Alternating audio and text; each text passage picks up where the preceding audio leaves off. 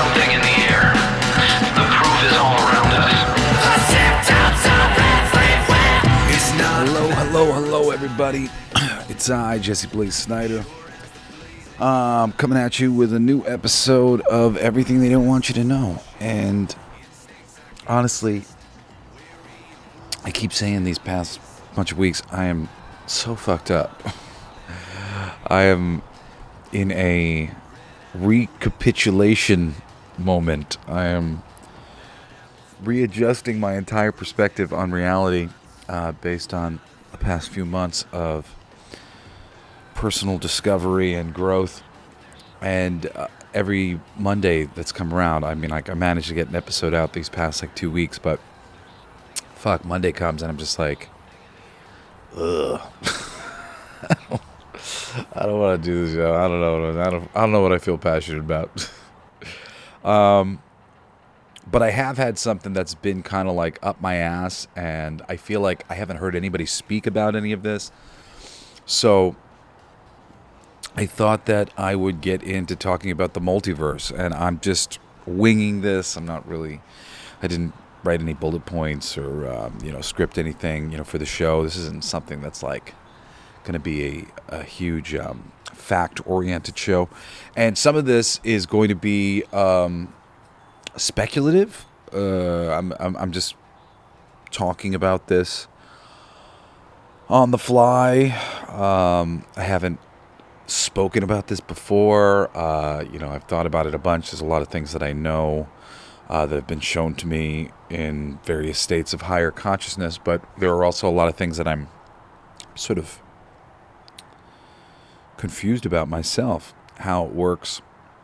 But I have a decent idea about this multiverse.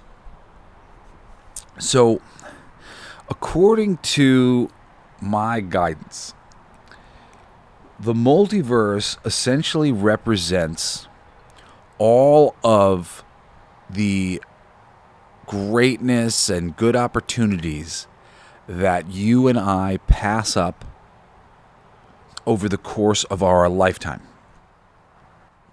So, the goal for all beings on Earth is essentially to be their unique self.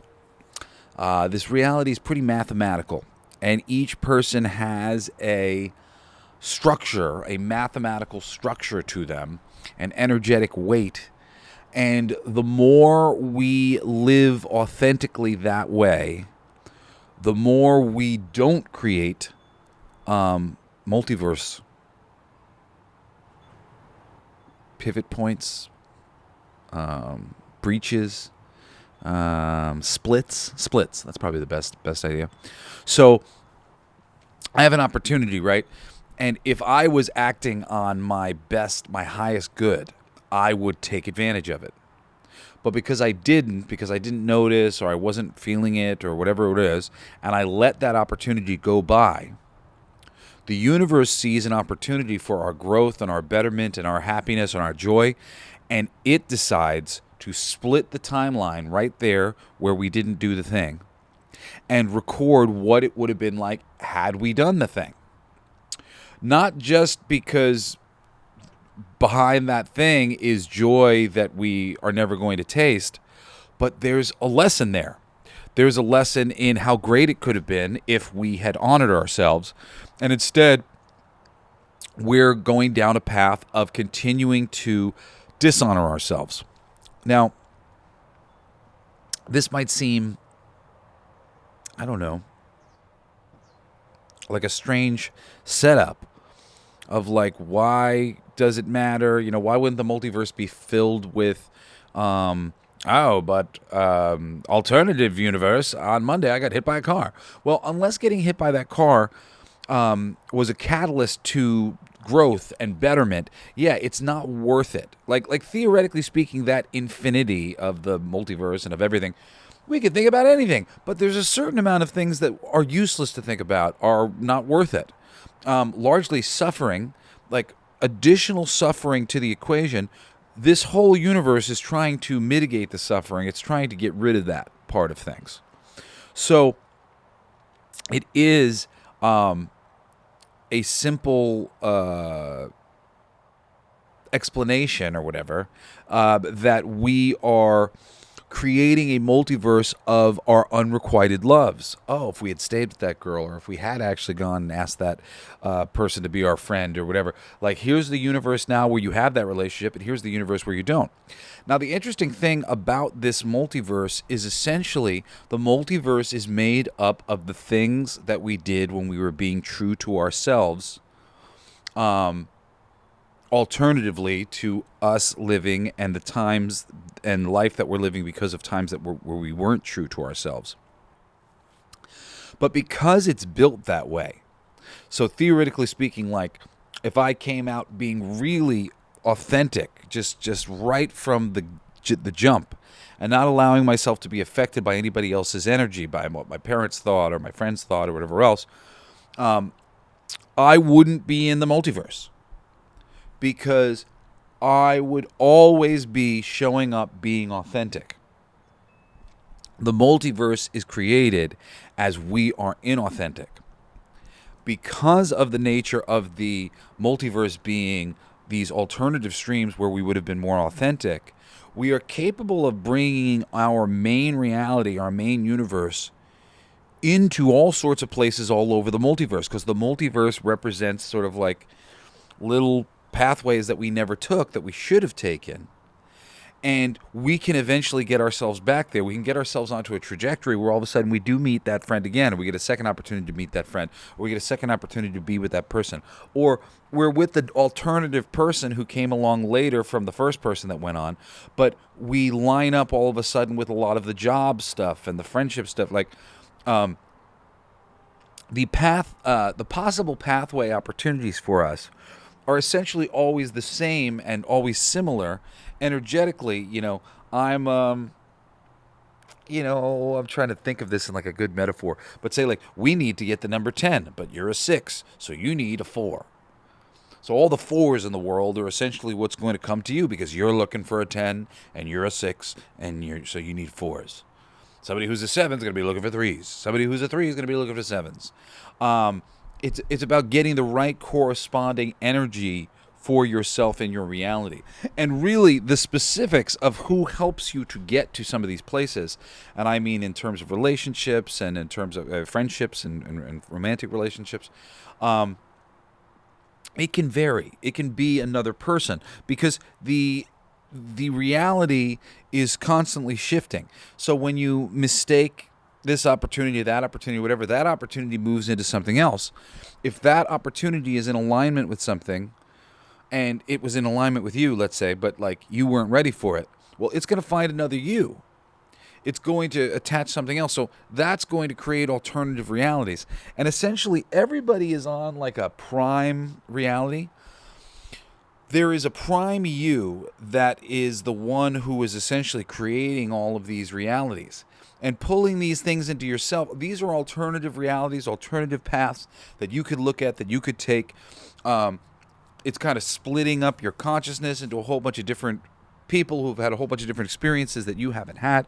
Granted, on the other side of things, you can go and you can have these experiences. You can get this information.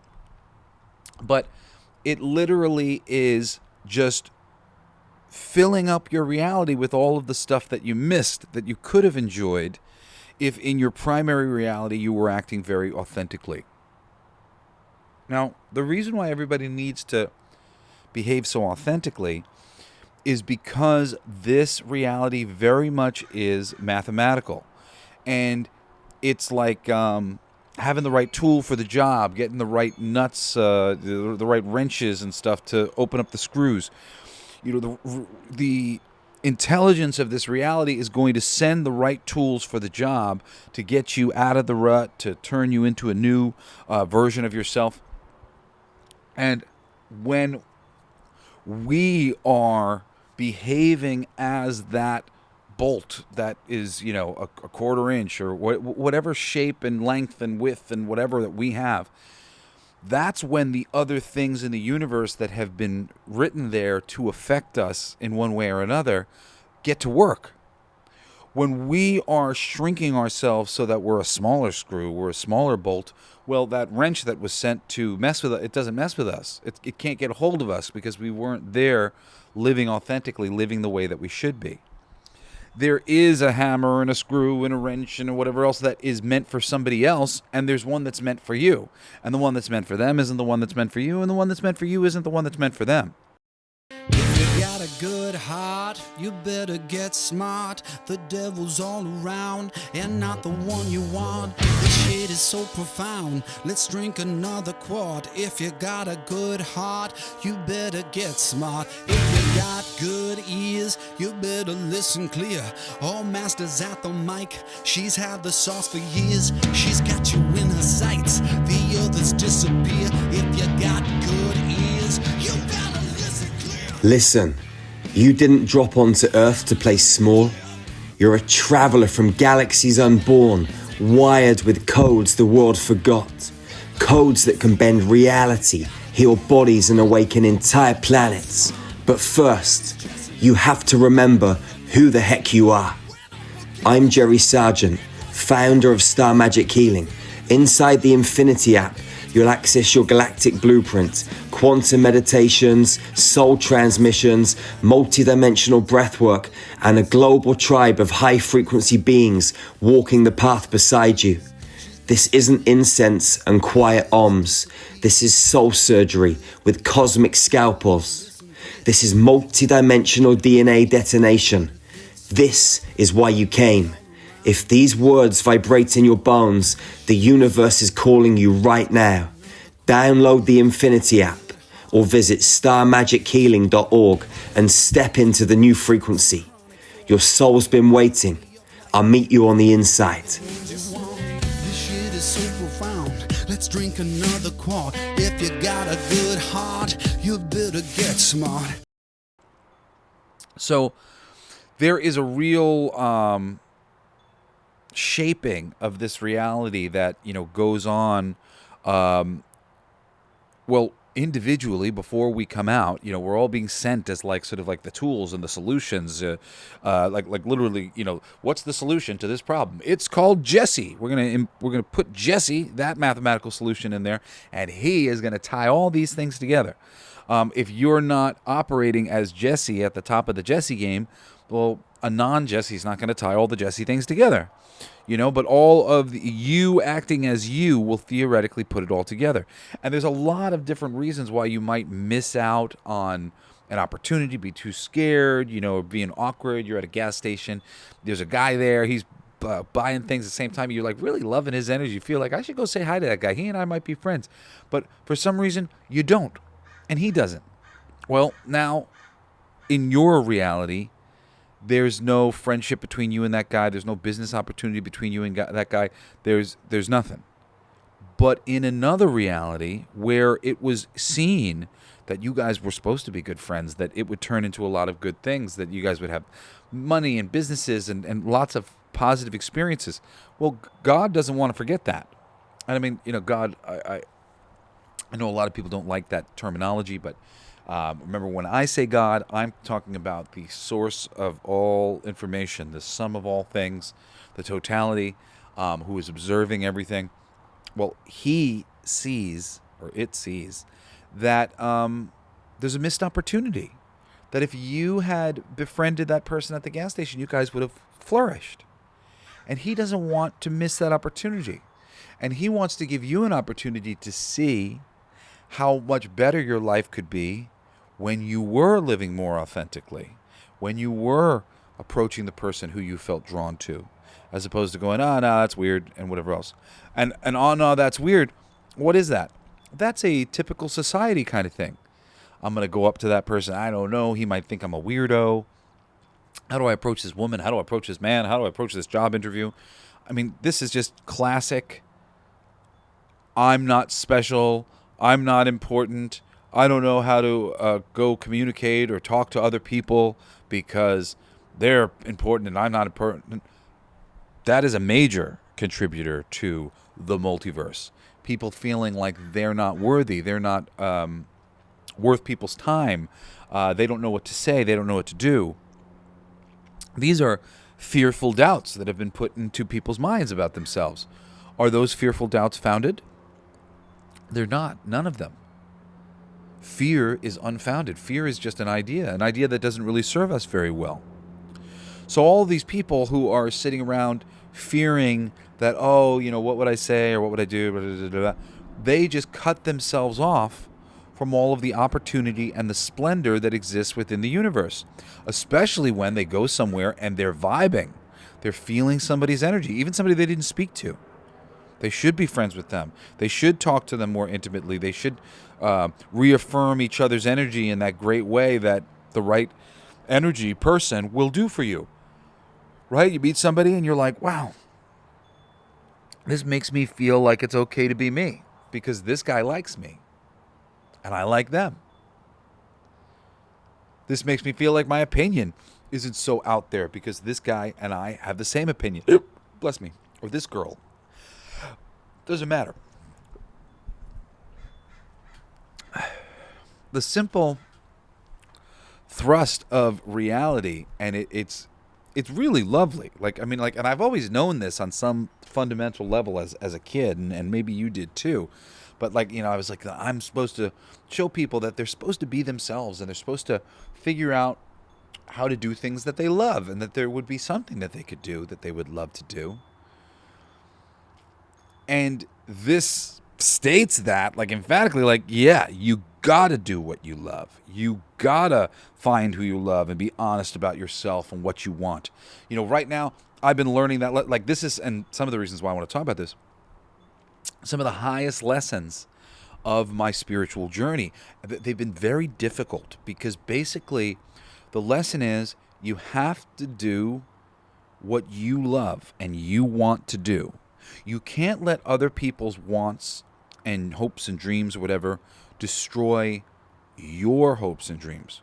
Granted, that's not to say if your hope and dream was legitimately to be in a support position for those people and to help see those things happen for those people, that's okay. If you're genuinely it doesn't have to be necessarily what somebody would call selfish. You can't other people's things can be the important thing for you. But let's say if something like me and my girlfriend, I love her so much, but right now she lives in Orange County and in California, and my children live with their mom in New York on Long Island, and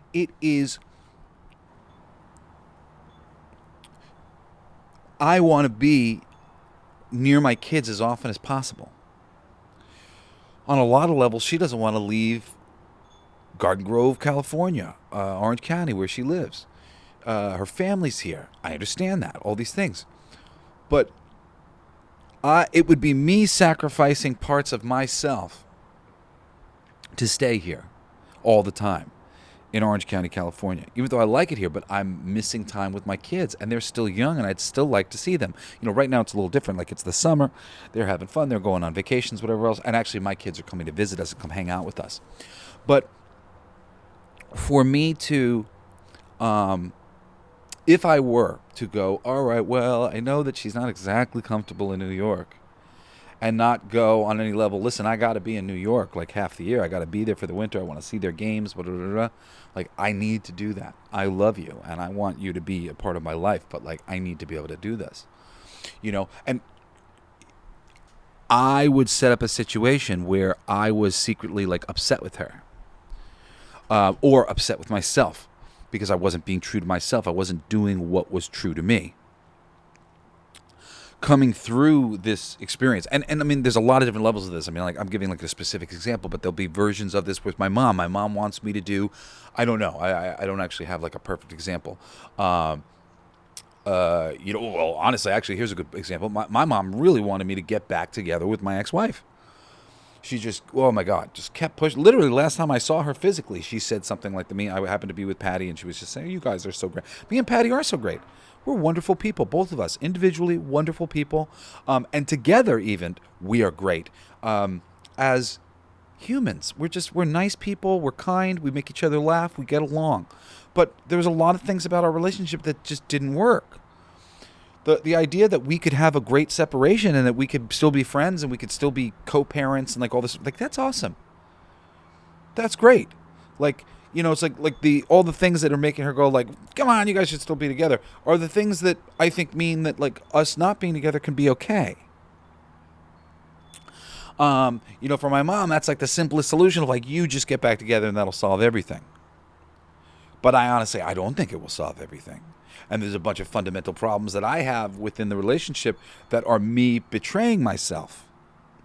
You know, so my mom was, if I was making her happy, I would just go and do that thing. But ultimately, I would make myself upset. And in a world where Jesse was unhappy because of, say his relationship, well, God is just going to keep sending me more opportunities to get a new relationship, get out of that relationship, change the paradigm in one way or another. And every single one of those opportunities is going to become a new strand of the multiverse that I could go walk down to get out of the me not being true to myself path that I'm on, and I could start a new path. And eventually, in theory, if I kept on that path of being true to myself, all of the multiversal possibilities would start to connect to each other, because I would start to catch up. And this thing that I forgot, and that thing that I forgot, and this thing that I forgot. Granted, there might still be a world where I'm in, let's say, a different relationship with a different person, or I had different children or whatever. But a lot of it would also equal out in the end, because everything is energetic. So the energy of, even if I went to a certain point in my life and I missed opportunity to sort of be with the right person, and then time went on and time went on and time went on and time went on and time went on, I would get opportunities along the way to get myself back to maybe not that specific person, but get myself back to the person that I would have been with somebody who was like that. And then ultimately, I mean, literally through the course of multiple incarnations, which is a multiverse in itself, because you have the multiverse of your unique pattern, and it's collecting and saving every moment where, oh no, you would have liked doing that better, but you didn't. Okay, don't worry, we're going to do it anyway. We're going to save that, and you're going to see why you should have done that later. Well, similarly, each incarnation gives you an opportunity to change and make adjustments. And, even though the energy of this person who's perfect for you, for your energy, maybe their name was Jane in the previous life and you missed out on that Jane, and then you got that similar energy to whatever, ultimately you're going to get to have, like, Jane will come back around and will be more prominently placed within your incarnation. And the odds for you to be able to find your way to Jane like you were supposed to that first time get higher and higher and higher. So everybody is essentially in a, I forget what the name of that, you know what, a different analogy would be like a coin sorting machine. Like, when you put a bunch of coins into a machine and then you spin the machine, and there's a bunch of little slots in the machine for the coins. The different coins are different sizes, and the slots will not take, a penny can't go into the dime slot.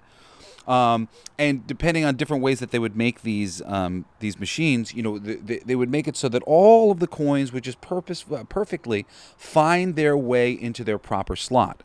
Now, that is theoretically what is happening here on Earth, except all of the coins in this scenario are capable of changing how big they are, how thick they are, or whatever else, and fucking up the process where the machine is spinning, and now we come to the hole that we're supposed to fall into, but for some reason we didn't want to be that shape, or we didn't want people to know we were that shape, or we were ashamed of being that shape, or whatever it was, and we don't fall down into the hole to get sorted properly in the way that we want. Like, we're not sorting ourselves out properly.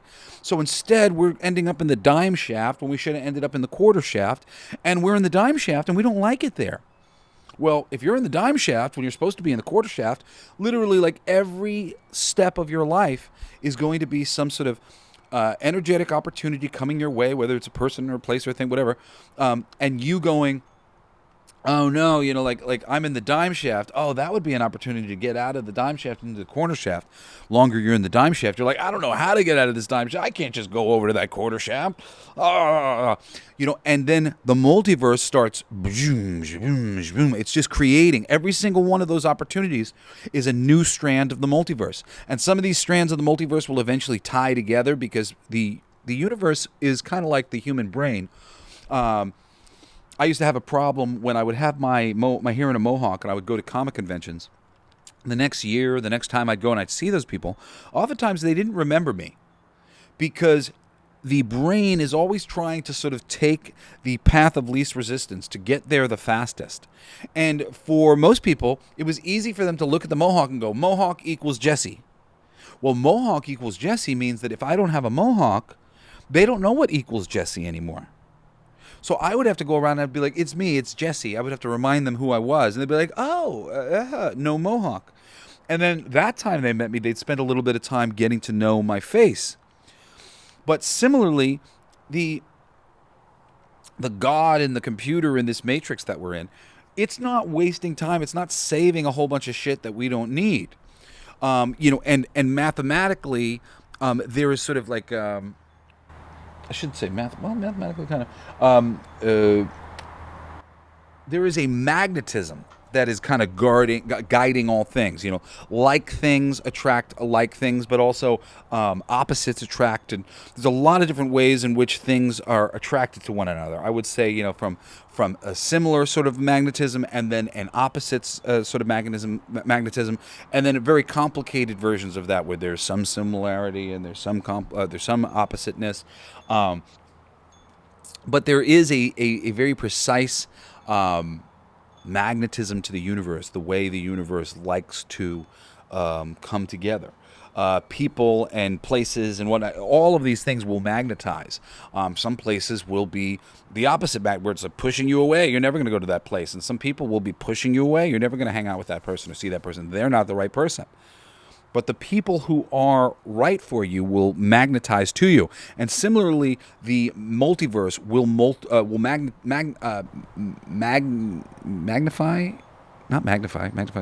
magnetize to itself. A lot of, for people who are fans of the Marvel Cinematic Universe, and I mean real fans, because you would have watched Loki to understand some of this, or even the Deadpool movie has a little bit of this, Deadpool 3 with Wolverine.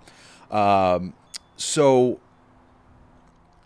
there, like the idea that there is a prime Wolverine, there's like he's the one that matters within the thing. Like that's true. There is the prime. There is the one that matters. There is the you that matters, and he's flipping from timeline to timeline to timeline.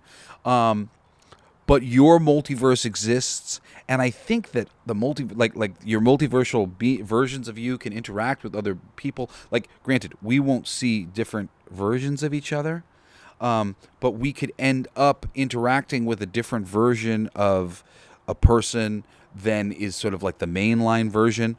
The mainline version is always coming up, trying to sort of get on the path where they are making the right choices for themselves.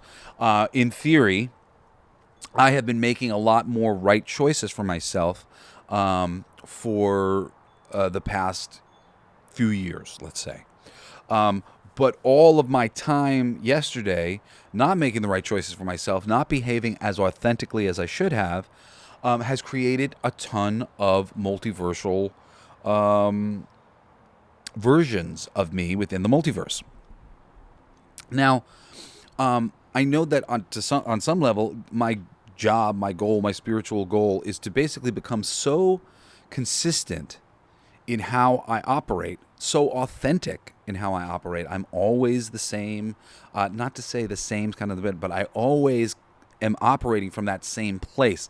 I'm not using my father's opinion or my mother's opinion or my brother's or my siblings or society's opinion to make choices. I'm always using my heart, my soul, my thoughts to make all my choices.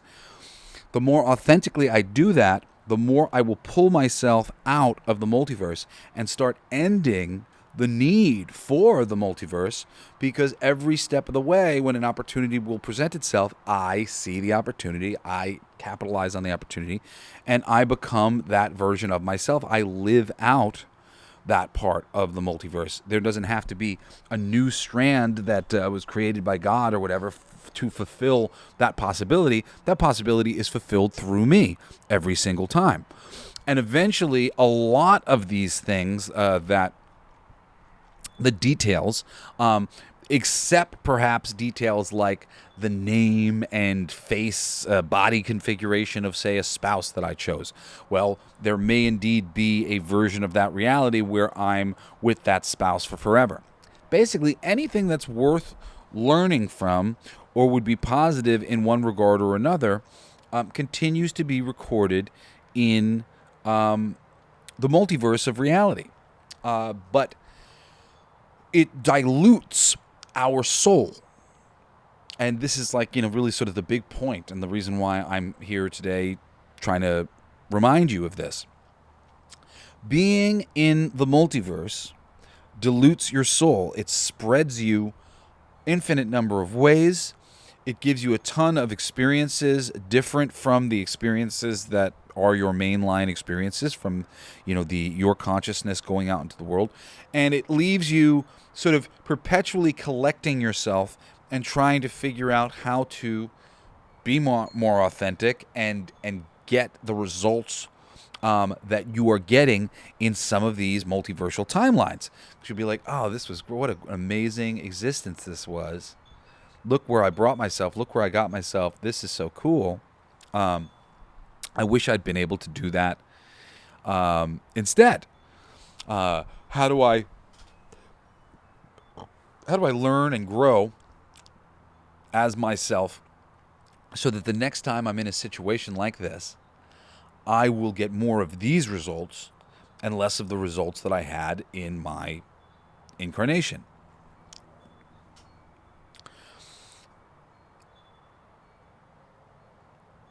The idea that over time we're sort of pulling ourselves together by being more and more authentic is really interesting to me. It's very interesting to me, too, the idea that essentially the multiverse is made up of all of these split points where we were not our authentic self. And the pulling us back into center is about authenticity. Like, there's a lot of ways you could theoretically talk about this multiverse and think about this multiverse. And, I've never thought of one that made sense. We're spreading in the ways that would be most authentic to us. We're not bothering to go down additional paths that aren't authentic to us. There's a main focused version of you, the avatar that's listening right now, that is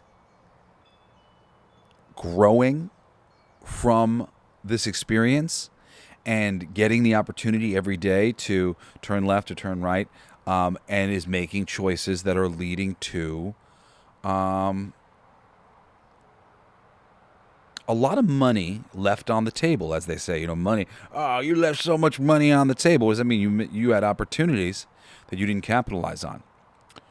And that's kind of the big thing, and the reason why I want to bring this conversation to the forefront, because it appears that the multiverse is your personal money left on the table.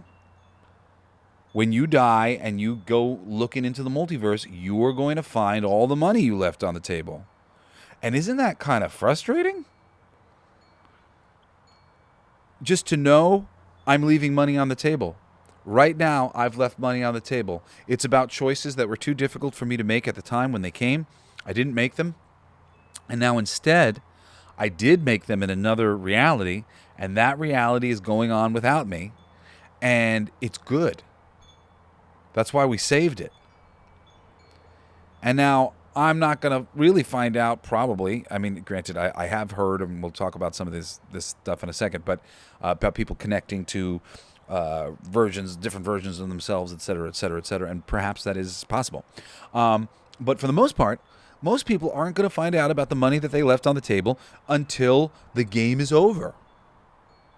The game will be over, and whether you die or transition Like I think a lot of people are going to end up transitioning and not dying the more traditional sort of death in this reality pretty soon. On the other side of things, you go and they'll be like, oh, yeah, man, here's a universe over here where you marry this girl. Here's a universe over here where you became a veterinarian and you really liked it because you like animals. No, but and I'm not sure, like there's some wiggle room here, of like what's being said. The absolute idea of the multiverse is being made up of the money that you left on the table is absolutely true. I understand that that's true. But is there maybe a universe where Jesse's a veterinarian? Possibly. I believe possibly if there was things to learn from that. And if there was a real pulse, and if that was a real choice that could have been made. Granted, I kind of tend to feel that, and I shouldn't say feel is not the right word, but my suspicion is that for the most part there is a best case scenario for you, for your life, for your existence. There is a best case relationship. There are best case friendships. There are best case jobs. However, there are alternative jobs as well that would be good, and if you hadn't made that choice, then this is a possibility. And because of the nature of the interconnectivity of all the different things in the universe, there are places where you might be appreciated and whatever else, and it would be close enough because it wasn't Jane, it was Jeremy. You were gay, but Jane and Jeremy had something similar about them, and they brought you to different places, but you were achieving similar things. So there's a lot of things that I think are possible within this like multiverse thing, but like there's no arbitrary, like, I don't know, like there would seem like okay, here's Superman and here's Black Superman. Like the Black Superman would only be a part of the alternative multiverse if for some reason that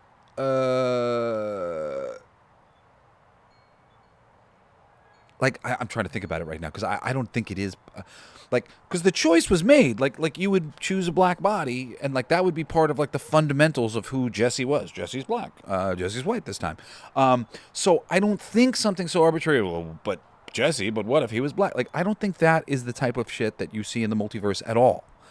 Oh, it's the exact same world except they're all the men are women and all the women are men, and there are aspects of reality where you go, oh, but everything's flipped and all the men are women and all the women. Like, there are parts of me that think that aspects of that may be true or may be being explored by the Godhead on one level or another, because there is some very, very interesting aspects to this reality. But individually, it's not about, oh, wouldn't that be clever? It's about, wouldn't that be good for me? And here are some of the places in reality where we could have shifted, and I could have gone on a path that would have been different, and it would have led me to this place. The multiverse is booming in our reality right now. The multiverse is thick, with just so many possibilities, and it's largely because we have all become so mindless and lost within what we're doing. I mean, I can tell you guys, I'm a very mindful person, and even at my most mindful, there are just energetic things playing out all the time, and just like, I'm being put through paces, and I'm focused here instead of focused there, and we are all rather lost. The more we find out that we love each other and we're all one, the more we want to please the people around us. The more we want to please the people around us, the more we're not living authentically. It's a very interesting juxtaposition, not juxtaposition, a very interesting switch. Hold on one second. Hi, Parker. I'll call you in a little bit. I'm doing my podcast, see? I love you, baby. See you soon. Bye. So think about that, right? Because, like, who are the people who are probably on a lot of levels living the most authentically? Selfish people, right? Inconsiderate people, people who aren't thinking that if I do this, it might impact them negatively. Granted, there's a lot of if I do this, it might impact them negatively that you should do, because the if I do this is a yes. Yes, you should do that. You would love that. That would make you happy. Don't not do that because on some level you feel like other people wouldn't be happy. It's not about their happiness. It's about your happiness, right? So, but at the same time, this is a reality where we are all one. There is balance to the idea of selfishness and, you know, being inconsiderate. Those things are worthy of of consideration. A person who is overly considerate to all the people that they love and overly considerate to society will never choose authentically. They will always choose about the pressures of society around them. A person who doesn't care about that at all and is completely selfish and has no empathy, they will be choosing authentically in a lot of ways, but they will also be choosing inauthentically, because the most authentic knowing is that you're one with everything else, and ultimately everything else is a part of you, and you're intermixing with it, and it's supposed to be harmonious. So finding a balance between honoring yourself and honoring other people is the goal. Most people are not in that balance. They're on some version of discovering that balance. They're either being beaten down by the idea of loving and caring about and being empathetic towards everybody else, and they're allowing all the people around them and personalities around them to affect them and mold them into who they are and mold their life into what kind of life they're going to have, which is a terrible idea. Or you're aggressively, like, doing the life yourself, but you're burning all the bridges and you're hurting people's feelings and you're fucking up various relationships and nodes and things that would bring you into harmony within the system. The system's supposed to be harmonic. Your math is unique, but it's unique to you go right there. This other person's unique and he goes right there. This other person's unique and he goes right there. Everybody's got a place that we're supposed to be at, representing our highest version of sort of intellectual achievement and emotional achievement and all that. But it's a puzzle. It's a jigsaw puzzle that fits perfectly with all of the other people who are also existing in this reality. So, like, your reality, you know, it's its own puzzle, but you're a puzzle that's also being put together with an infinite amount of other jigsaw puzzles, and they all kind of fit in perfectly. Everybody's matched in. So all of this sort of on roads, off roads, on roads, off roads, you know, opportunity to get onto a new path. If we took all of them, we would be this singular being who was living our highest level of consciousness. And that highest level of consciousness would be taking into perfect consideration what we want, who we are, what we need to not be mad at reality, mad at ourselves, mad at other people, and also what we need to do for others to not be mad at ourselves, mad at our environment, mad at other people, because we do care about the others. And wanting to get things in balance with them is important. So you can't just be the selfish person who is picking and choosing everything that they want completely, without care, without empathy, because that will take you off your path in other ways. It'll take you off your community path. It'll take you off your family path or your friendship paths or your relationship paths. And we can't be somebody who cares so much about all the people around us that we stop behaving authentically to who we are, because that creates a shitload of multiversal realities. They weren't authentic. Now there's a new multiverse path where, what if they were authentic? We're going to remember that. We want to remember that. That's a great thing to remember. That would have been a good idea. That's why God sent that opportunity to Jesse, because he was supposed to get on that train and enjoy that ride. And now that ride has to exist somewhere else. Now, sometimes these multiversal paths, they can split off for just a second and then they get right back to where we were. Like a little opportunity that would have been fun, a friendship, a fling, or whatever, and maybe we're literally mostly on the main path of our existence. But a multiversal path springs up, and maybe we'll see that person again, or we could see that person again, Or maybe this will be a second opportunity for us to meet that same person and have a nice time being friends or learning something new. The intelligence of reality is always trying to get us essentially to the same point. There's a point of balance. And this is when we get into a lot more of like speculative sort of territory where I'm not exactly sure how all of this works. I have a bit of an idea. Because they'll talk about in esoteric circles about, people hacking their reality and getting themselves into vibrational harmony and alignment with aspects of themselves that are in the multiverse that are already experiencing the things that we wish to experience. Essentially, anything that you could hope to want exists within the multiverse. There is a version from the very beginning that started living authentically. And that multiversal version of you also has multiverse spurs that go off for times when they aren't authentic. And ultimately, this leads to the idea that there is a version of you out there that has been authentic from the very beginning and has just been on moving from path to path to path to path, being authentic, and they are saved. Whatever it is that you could possibly want, they have. They're happy. They're living it, experiencing it. They're not getting the brownie points for going on the journey and learning all the lessons because they're not you. They're the version of you that didn't do the authentic thing. I'm sorry. They're the version of you that did the authentic thing when you didn't. The real you didn't do it. However, there is a version of you that got there. So some people would tell you that you could sit and you could meditate and you could imagine aspects of this thing and you could pull that multiversal strand into your existence and you could become a part of it. You could bring this wealth, this job, this sort of operating energy that you have in another universe where things are going really well, and you could start to embody it here. And somehow opportunities, doors would open for you to merge the timeline that you're in, which is the main one because you are the focus of the timeline, with the alternative timelines where you're enjoying yourself a little bit more. And I do believe that that's possible, and possible for a lot of other people. It's something that I have experimented with and tried to mess with, and I haven't been able to have a lot of success with it.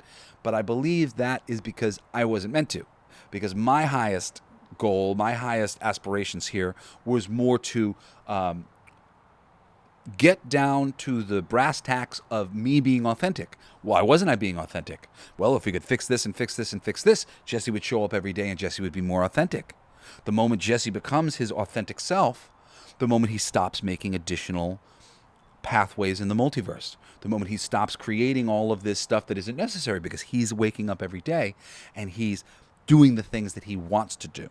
He's making the choices he's making because he wants to make them. So there's no need for the Godhead to make these additional pathways where Jesse gets what he wants because Jesse's got what he wants. He's doing all of the things correctly. He's making choices that are in alignment with himself every day, and he's not creating an existence for himself where he's in regret or he's thinking that he would have liked it if he had made that, oh man, maybe I should have thought about that a little bit longer before I said no. I'm doing those things. There's no yes alternative because I'm living the yes alternative. And if it was meant to be a no, then I had a no. If it was meant to be a yes, then I had a yes. So there's no need for a multiverse. I'm living the highest version of my thing that I could possibly plan. Right? So that's really like the thrust of this like multiversal bit. And I do believe that, as we move up this reality, the other realms as well, like so going above the multiverse, which is like you would generally in different frameworks people would talk about it being like the 8th dimension of this thing. When you get into like the 11th dimension and the 12th dimension and stuff, essentially what you're talking about is a more mutable reality. And by that I mean mutable as in like rules of this reality can be muted. So it starts with bringing us into the most authentic version of ourself, where we're not making alternative decisions and creating possibilities that would have been nice, but we can't experience them now because we chose wrong, we weren't authentic. Now that we're living the most authentic version of ourselves and we're starting to really understand who we are, what we are, we're creator beings, we're one with all the other things. Now there's a notion of things that like, you can do, you can't do, you can't breathe underwater, Jesse, you can't fly, Jesse. There's a whole bunch of things that we could talk about as like cans and can'ts, of this reality. Well, I believe that deeper parts of and other layers to this multiverse is when we start opening up our reality in the future to things that we can believe. We understand that we're the mental thing that's creating this whole reality in the first place. Traditionally speaking, this hasn't been possible, this hasn't been true, but let's experience that. That'd be nice to experience. Ooh, let's do it. And I believe that, the goal is we're supposed to experience all the things. There's the best version of ourselves, our highest version of ourselves, where we're always being authentic. And then there's all these other pathways that are being created for the times where we weren't authentic. And then we slowly but surely focus ourselves into that place of full authenticity where we're just digging on it the best, becoming more harmonic with all of the other different beings in reality, and growing our concepts of reality and our concept of personhood and our concept of living and incarnating and whatnot to such a degree that we start breaking all the rules and creating alternatives, whether it's across the whole universe, because there's probably people who are still needing to live in a certain mental state that is what it is. But as our mental state grows, the possibilities within everything increases. So we take ourselves out of the multiverse of possibilities where we're experiencing the things that we missed, opportunities to enjoy, to a place where we're not missing anything. And we're so not missing anything, we start to hack this reality and get the most out of it that we could possibly get out of it, which was what we were doing when we were splitting ourselves into a million different pieces, exploring a multiverse, trying to get the most out of it. Oh, fuck, you didn't turn left right there. That would have been a great turn. You would have turned that left and you would have been a movie star. Would have been great. That existence exists because we don't want to miss it. And then once we get so focused and so powerful and so on the ball into our authenticity, we start to be able to explore and crack open the sort of multiversal possibilities of just existence in general. But now it's not like a timeline and stuff, because we can start to look at that as different pathways. We can start to crack a lot of the different ways in which the universe is being made in the first place, which is really cool. Pigs can fly, man. Life is good, or it can be, when we're living our most authentic reality.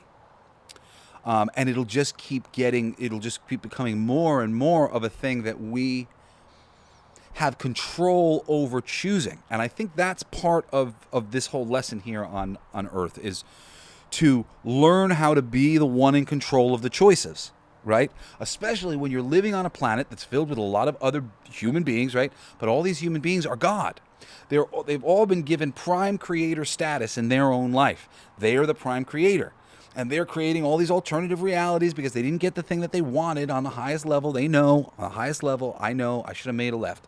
If I made a left, I would have been really happy. And so I'm going to save that. It's that harmony of that whole system together that really creates what the future will hold, and all of the places that we will go and the places that you will go. So I think I've covered most of the aspects of this that I wanted to talk about, and I'm getting close to my hour, so I'm getting ready to wrap things up. But I just want to kind of go over it one more time and see if there's anything that is important to break out before we leave here. Okay. So, the multiverse is made up of the money you left at the table. The opportunities that were there in your reality that you didn't take. We are always essentially getting ourselves to the end result that we would most want. Oh, this I didn't talk about this, but I want to talk about. So, I was just thinking about this the other day, and I thought that this was kind of a good analogy. I've thought about this like in other terms, but essentially, learning about anything, whether it's eating or exercise or relationships or comedy or writing, there's essentially 5 stages to your exploration. And granted, you may loop more than the 5 that I'm going to discuss, but there are 5 stages to anything that you might try. And granted, this is just me conceptualizing this down into something that is understandable, because it is also true that it's like polarity. You could have an infinite amount of stages if you keep looping.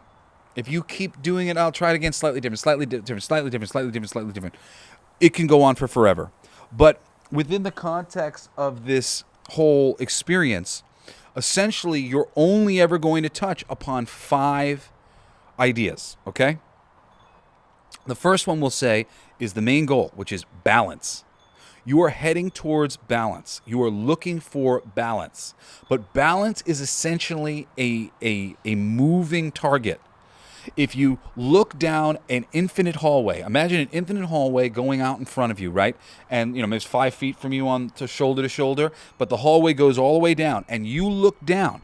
Essentially, if this hallway literally goes on infinitely, you're going to have to make a judgment call. If you have an arrow and you've got to shoot the arrow down the center, if balance is the center of this room and you're in the center of the room, you're in balance. To get to a balance, you're going to be aiming for an infinitely far away point that is in the center. Because it's infinitely far away, yeah, invariably, you're not going to get right on it. You're going to be a little to the right or a little to the left. Getting perfectly in the center of that balance is basically impossible. Essentially, the balance is you being dead, you being God, you being inert, you being asleep. That's balance. Balancing yourself within a polarized, interactive world. It goes left, it goes right, it goes left, it goes right, and you're trying to get balance. You're trying to get to the ultimate center. All right, so trying to get to that ultimate center means if I shoot my arrow, I'm going to go a little to the left, I'm going to go a little to the right. I'm basically never going to actually hit the center. However, the idea of being somewhere that might be considered balance, that's ultimately point 1. Now, the other 4 points are that to the left, to the right. And the to the left and to the right are going to be based upon you. How strong, how soft, how strong is your strong, how weak is your weak. Your too much is going to be different than somebody else's too much. There is too much and there is balance. There is too little and there is balance. But guess what? There's something in between too much and there's something in between too little. Between the balance and the too much is still too much. Between the balance and the too little is still too little. You're going to come out hard. You're going to come out enthusiastic. You're going to fuck it up. And you're going to realize, oh, that was too much. At a certain point in time, you're going to move to a little less.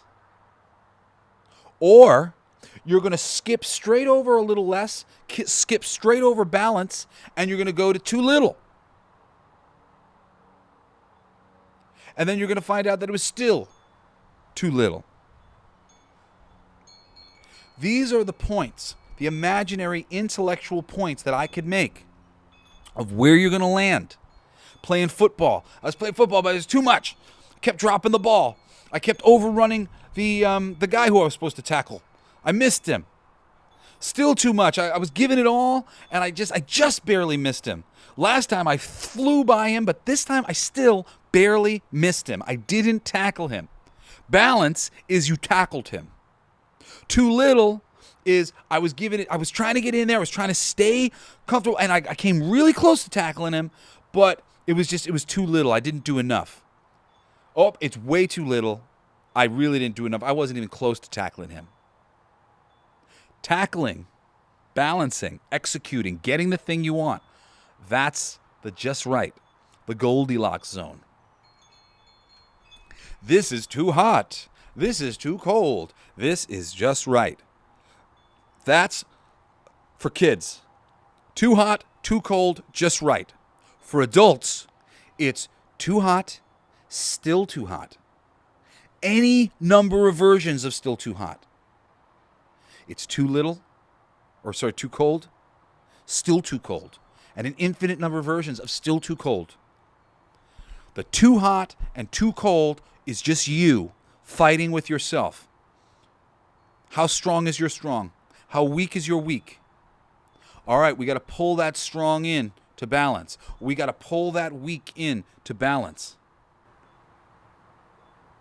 Ultimately, you are going to spend your entire life trying to bring your strength into balance, your weakness into balance in every single thing you do.